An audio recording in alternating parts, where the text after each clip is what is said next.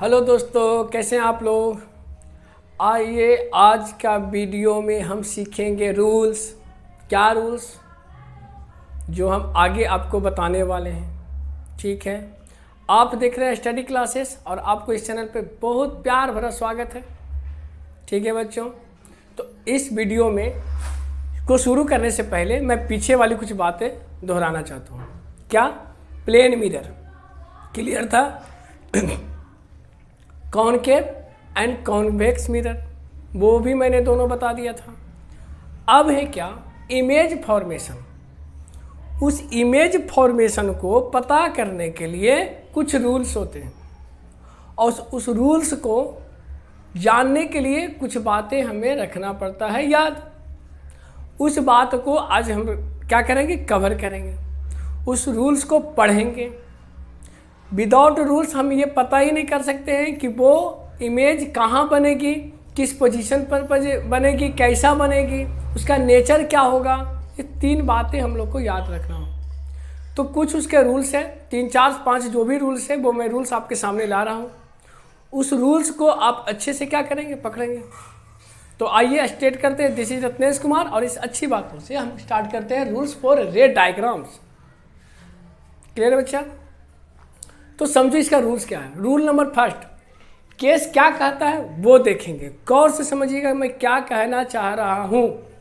तो मैं ये कह रहा हूं कि a ray parallel to the principal axis. आपको पता है प्रिंसिपल एक्सिस क्या होता है, आपको पता होना भी चाहिए। तो एक रे है जो प्रिंसिपल एक्सिस के पैरेलल पास कर रही है।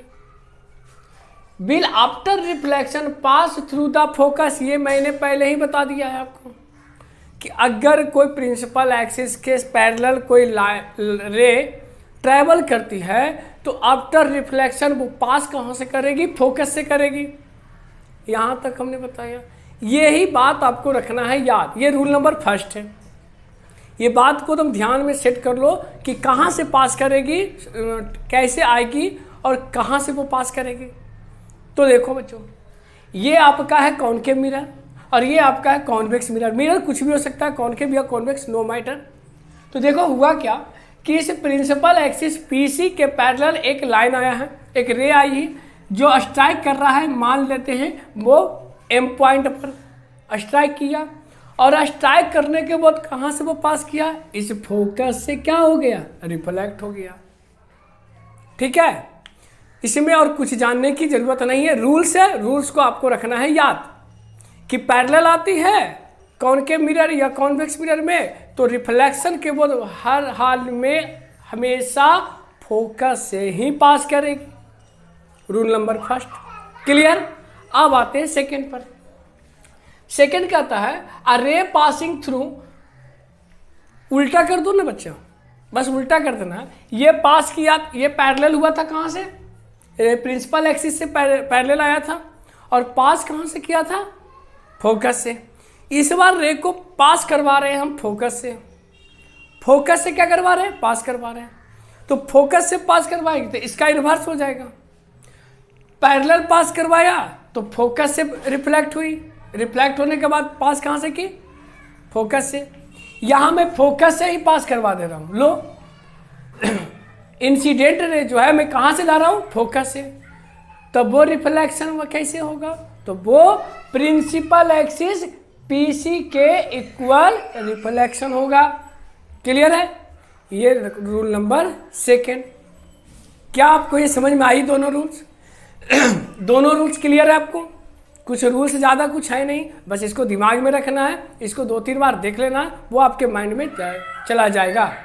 ठीक है, रूल नंबर फर्स्ट फिर से, जब हम किसी प्रिंसिपल एक्सिस के पैरेलल कोई लाइट ट्रैवल करवाते हैं तो आफ्टर द स्ट्राइकिंग वो फोकस से रिफ्लेक्ट होने के बाद वो फोकस से पास करती है।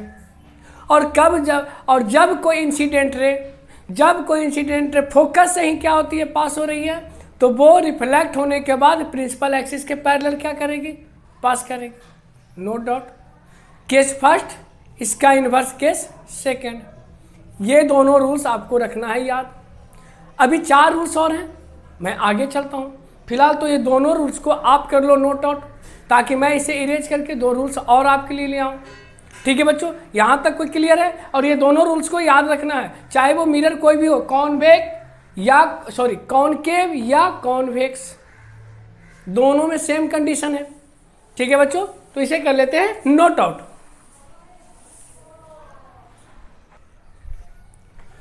तो बच्चों मैंने फर्स्ट रूल देखा, सेकेंड रूल देखा कि क्या होती है, कहाँ से लाइट आ रही है, कैसे पास कर रही है। सेकेंड रूल के बाद आता है थर्ड रूल। थर्ड रूल देखो क्या कहता है, ध्यान से बस देखना है और कुछ ज़्यादा टेंशन नहीं, माइंड में कोई टेंशन लेने की जरूरत नहीं, ध्यान से देखते जाना है, पढ़ते जाना है, कोई मजा आएगा पढ़ने में। कहता है क्या, when a ray falls in the direction of centre, ध्यान देने वाली इसमें कुछ बात है जो ध्यान देना है। Direction of centre of curvature, centre of curvature से ही लाइट जा रही है। याद करो मैंने क्या बताया था कि किसी सेंटर से उस सर्कल पे अगर वो लाइट पास करती है या कोई लाइन सेगमेंट डालते हैं तो उसे हम क्या कहते हैं, ध्यान से सुनना, परपेंडिकुलर, नॉर्मल और रेडियस ऑफ कर्वेचर मैंने बोला था। तो परपेंडिकुलर और रेडियस ऑफ कर्वेचर में कोई डिफरेंस नहीं है, नॉर्मल है परपेंडिकुलर है, नॉर्मल है वो रेडियस ऑफ कर्वेचर भी है। यहां पर क्या कर रहा है कि when a ray falls in the direction of centre of curvature of the mirror then it reflect back along the same path. बिल्कुल सही है। कैसे, सोचो न, जिस एंगल पे जा रही है उसी एंगल पे वापस आ रही है, कोई इसमें कोई चेंजेस नहीं हो रही है। हो रही है क्या? कुछ भी नहीं। तो क्यों नहीं हो रही है, ध्यान देना। सबसे बड़ी बात, रिफ्लेक्शन ऑफ लाइट में हमने पढ़ा था कि इंसिडेंट एंगल और रिफ्लेक्टेड एंगल आपस में होती है इक्वल, होती है ना, जिस एंगल से आएगी उसी एंगल से जाएगी। तो जिस एंगल से आएगी उसी एंगल से जाएगी। रिफ्लेक्शन ऑफ लॉ में पढ़े थे, रिफ्लेक्शन ऑफ लाइट के जो लॉ थे उसमें हम पढ़े थे। तो बाबू यहां भी तो वही लॉ लगेगी। देखो ये रहा सेंटर ऑफ कर्वेचर और यहां से लाइट कर रही है पास। तो यहां से इस सी से अगर मान के चलो एम पर स्ट्राइक करती है तो सी से एम के बीच को क्या हम रेडियस ऑफ कर्वेचर नहीं कर सकते हैं? बिल्कुल। तो रेडियस ऑफ कर्वेचर के साथ साथ क्या हम उसे नॉर्मल नहीं कह सकते? बिल्कुल सर। तो सोचो इंसिडेंट रे कितना एंगल बनाया? 0 डिग्री। यहां आई भी 0 और आर भी 0, दोनों 0 बना रहा है। तो जब आई 0 बनाएगा तो आर भी 0 बनाएगा। इसका मतलब कि जब सेंटर से कोई रे पास करती है, कहाँ, मिरर पे स्ट्राइक करती है, तो वो उसी पथ पे वापस लौट जाती है। ये था थर्ड नंबर का रूल्स। कोई दिक्कत बच्चों यहां तक समझ में आ रही है? कुछ कुछ बातें कंफ्यूजन होगी तो उसको होने नहीं देना है।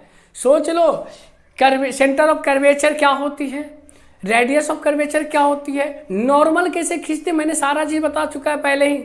आपको टेंशन लेने की जरूरत नहीं, बस आपको रखना क्या है, उस बातों का ध्यान। ठीक है, आया थर्ड नंबर समझ में? मैंने एक बार पैरेलल ले गया था फर्स्ट रूल में, तो वो फोकस से पास किया था। एक बार मैं लाइट को फोकस से लाया तो वो पैरेलल पास कर गया प्रिंसिपल एक्सिस के।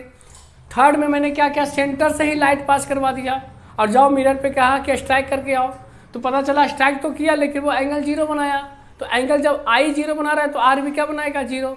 तो गया तो स्ट्राइक करने के लिए, लेकिन स्ट्राइक करने के बाद जब रिफ्लेक्टेड होती है तो वो वापस उसी रास्ते पे वापस चलाती है। क्लियर? ये था थर्ड। 4 रूल्स होते हैं, चारों रूल्स को रखना आपको हर हालत में याद, तब आप इमेज फॉर्मेशन, उसका साइज, उसका नेचर, उसका पोजीशन सब कुछ मालूम हो जाएगा। धीरे धीरे बस चलते रहना। ठीक है बच्चों, अब आते हैं नंबर 4 पे। आपके सामने है नंबर 4। ये क्या कह रहा है, फिर वही बात, ये कह रहा है कि ना हम सेंटर ऑफ कर्वेचर ना फोकस, ये दोनों से हम लाइट पास नहीं करवाइए। सब जगह से तो करवा ही चुके हैं, कहा ऐसा हो कि डायरेक्ट करवाइए ना, जो डायरेक्ट हम मिरर पे जाए, क्यों किसी से होकर जाए, मिरर पे ही क्यों नहीं। तो हुआ क्या कि ये लाइट जो है वो डायरेक्ट पोल पे जाके स्ट्राइक करती है। कहाँ? पोल पर। पोल किसका? उस मिरर के पोल पे जाके दिया स्ट्राइक कर।